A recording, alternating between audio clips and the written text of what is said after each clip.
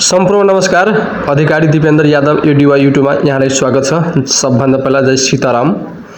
तपाईहरुले फर्म भर्नु भएको, आईपीओ भर्नु भएको, गार्डियन लाइफ इन्स्योरेन्सको तपाईहरुको अगाडि म यो कहिले बाँडफाट हुने मिति तोक्न गइराखेका छौं, तोकिदिएका छ, त्यसको जानकारी दिन गइराखेका छौं।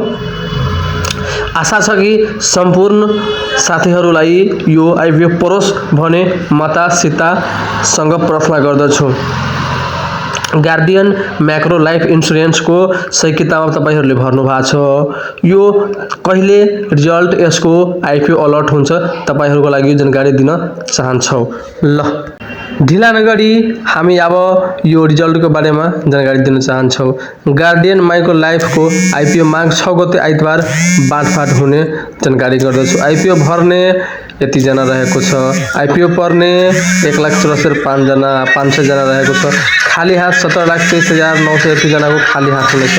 ल तपाईलाई यो भिडियो कस्तो लाग्यो, राम्रो लाग्यो भने लाइक, कमेन्ट, शेयर गर्दै होला। धन्यवाद।